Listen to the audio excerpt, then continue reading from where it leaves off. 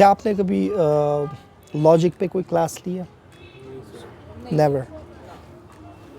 So you have any idea about critical thinking, creative thinking, like कि क्या चीज़ है? मतलब terms तो सुनी होंगी, हाँ, but terms पता है but exactly नहीं पता. right. So you guys are right. That's the whole point. कि अभी point ये है कि knowledge तो आपके fingertips पे है, right?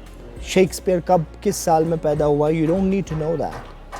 You know, आप अभी you can pull your phone out, ask your Google assistant, या Alexa से पूछ सकते हैं, and the answer is right there, ma'am. So what is required is, what do you do with this information, right? I'll demonstrate it. कि thinking, कि सोचते कैसे है. This is the basic crux of education. मैं आपको demonstration देता हूँ कि आप मान लें एक ट्रेन है. Train is hurtling down the railway track. बहुत तेज़ आ रही है towards 5 men who are tied up, right? लेकिन उससे पहले एक ब्रिज आता है इसके ऊपर, और जिसके ऊपर एक बंदा खड़ा हुआ है. So the bridge has a trap door underneath, and you are somewhere sitting in the central train command station, जिसके सामने एक बटन है. वो बटन आपने दबाना है, and the trap door will open, and the guy will fall down, he'll die, but you will end up saving 5 lives. But if you do nothing, the 5 people will die, but that one person will be saved. So आप मुझे बताएं, how many of you who's gonna push that button? Yeah. You'll push the button. Okay, you will push the button, would you? Okay, great. Utilitarian thinking. चलो 5 को बचा दिया, 1 को अगर मरना भी पड़े, right? But let's change the scenario a bit. कि अब आप सेंट्रल ट्रेन कमांड स्टेशन में नहीं बैठे हुए हैं, अब आप बैठे हुए हैं इस बंदे के साथ. You're right next to this man on the bridge. So the same scenario, except for the fact this time you have to push the person down. Would you push the person? No, I won't. And you? Why not? Not at all. Why not? Because it feels different. Yeah. Result तो same है ना, कि वहाँ पे भी आप इसलिए button दबा रहे हैं कि एक अगर मरेगा it's fine क्योंकि 5 बच रहे हैं. यहाँ पे भी यही है, but this time it feels different. Yeah. So if you go back कि होता क्या आपके mind में is there is something called cortex, dorsolateral prefrontal cortex, which is a logic center of your brain. Let's call it cortex. And there's another center in your brain जिसको amygdala कहते हैं, fear center. Not just fear, but strong emotions सारी यहाँ से आती है, right?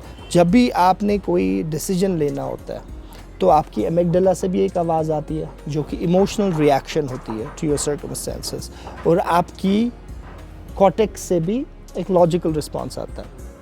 इन दोनों का मुकाबला हम कह सकते हैं होता है एक ब्रेन की तीसरी जगह जिसको कहते हैं वेंट्रोमीडियल प्रीफ्रंटल कॉर्टेक्स.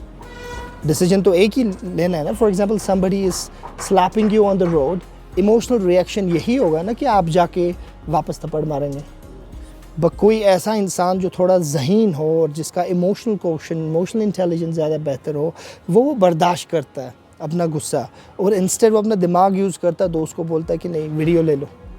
क्योंकि जब आप पुलिस के पास जाते हो तो वहाँ पे प्रूफ चाहिए, तो आपके पास प्रूफ है, राइट? तो वो ज़्यादा वो अपने वो एमिगडाला का गुलाम नहीं है, वो ज़्यादा सुनता है किसकी? कॉर्टेक्स की, लॉजिक की.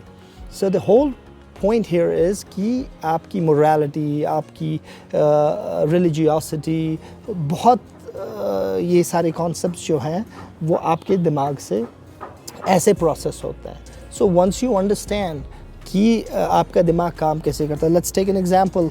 हम लेते हैं कन्फॉर्मिटी बायस. अगर हम लेते हैं, आपने हमेशा देखा होगा कि आप चाहे क्रिकेटिंग नेशंस हम इंडिया पाकिस्तान एशेस ले लें, या अगर हम अपनी ही बात करें, you know with in the Muslims you have so many sects. इसकी क्या वजह है कि हर एक सेक्ट अपनी अपनी जगह पे और ज़्यादा कंसोलिडेट होता है कि नहीं हम ही सही है. We're not talking religion here, but we're just giving you an example कि दिमाग कैसे काम करता है, conformity bias कहाँ पे आता है, right? तो आप मान लें कि अगर कोई हमारे चाहे हनफी है, अहल हदीस है, उसमें से जब उस घर में से कोई बच्चा पैदा होता है जिस तरबियत से वो निकलता है। तो कन्फर्मिटी बायस का मतलब ये है कि आप जो अपोजिट एविडेंस होती है ड्यू टू योर बायस, आपको मालूम नहीं चलता, वो अपोजिट एविडेंस जो होती है उसको आप इतनी तरजीह नहीं देते, राइट?